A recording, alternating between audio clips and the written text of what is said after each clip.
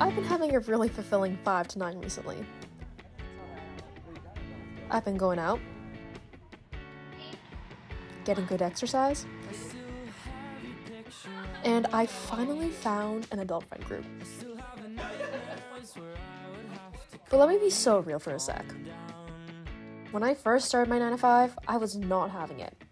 I'd end work, hop on the bus, go home, and be too exhausted to do anything else. So most of my evenings ended up looking like this. And that didn't change until I really started taking ownership over my 5 to 9. So here are 3 tips I use to really transform my post-work life.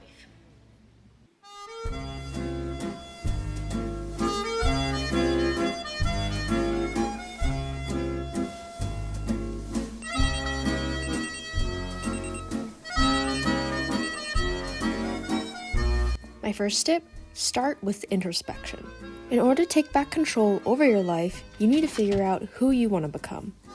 A good exercise is to write down and envision these 3 areas. What am I doing? Who am I surrounded by? And how do I feel? The more specific you are, the better. Think of it as collecting all the ingredients you need to create the ideal recipe of your life.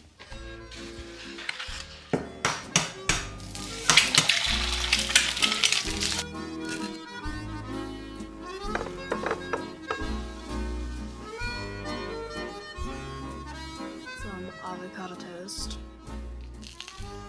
So here are a couple things that I wrote down initially a couple months ago. I listed down my side hustle for content and building up my UGC business. I've always feel like developing a project outside your main sense of work that's more related to your interests is something that inspires you and motivates you to go further.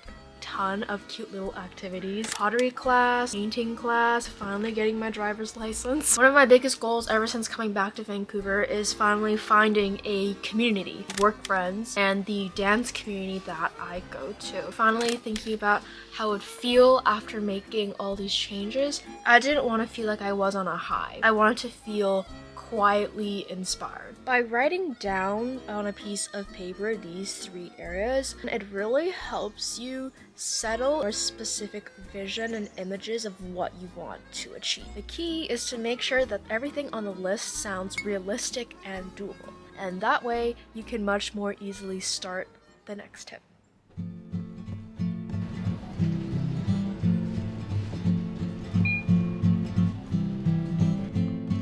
I took the Polaroid down.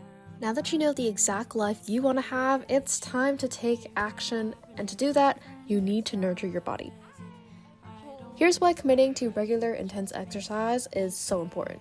Beyond all the scientific proof showing how even 20 minutes of movement can help with creativity, stress tolerance, and execution speed, moving your body gives your brain the reset it needs every day to move forwards. Think about it. You're spending most of your workday staring at a screen in one place. Your brain's so fried that suddenly those few free hours after work just seem to disappear. But when I started dancing, even when I picked up 2 to 3 hours a day, I actually found myself with more time, not less. When I move, my anxieties with work blocks disappear. I'm no longer wasting energy overthinking, so when I get back to my desk, I know exactly what I want to do. I think the key is to pick an exercise that makes you feel alive. Your body is your base. The more you understand and take care of it, the more energy you'll have to invest into all your goals.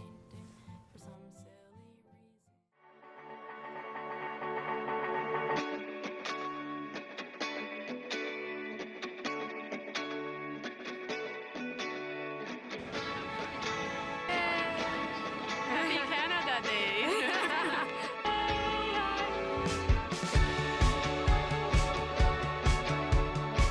At a Burnaby Street Festival right now. Check it out. We have different stands, and there's going to be a music festival starting at 6:30. I found that as you grow older, it's more easy to say no. Nope, that's too risky. I've got work tomorrow. Not sure it'll be fun, so I'll just stay in. And look, I know boundaries matter, but if you're serious about actually transforming your life after the 9 to 5 grind, then at some point you've got to stop playing it safe. I recently started leaning into this mindset. Say yes and figure out later. And it has genuinely changed my life. When I first dropped out of college, one of my very first goals was to become connected with people who truly matter in my hometown. But even with that mindset to meet people, I realized that I was still holding myself back from experiences out of fear that it wouldn't live up to my expectations. It was only when I said yes to situations, even though I had no idea where it would take me, like paddleboarding with people I barely knew, or showing up to a picnic where I only recognized one face. Those small yeses built a whole new version of my life. None of it was planned, none of it felt super comfortable, but all of it moved me closer to the person I actually wanted to be after work. And before I knew it, I was having the experiences that I prayed and hoped and begged for.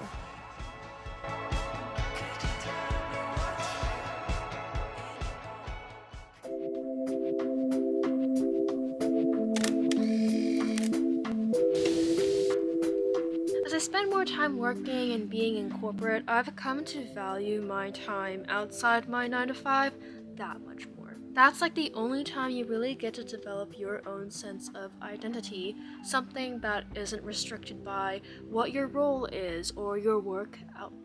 But realistically, most of us will still find ourselves stuck in that working structure for the rest of our lives. But rather than letting that define us, I think it's really important to be purposeful with where you put yourself outside of the office. It's really up to us to take ownership of who we want to become. What are the tips you guys have been using to have a really fulfilling post-work life? Please drop them in the comments below. I would love to read them and see what you guys are doing. Until then, I hope these 3 tips can get you started, and I'll see you in our next video.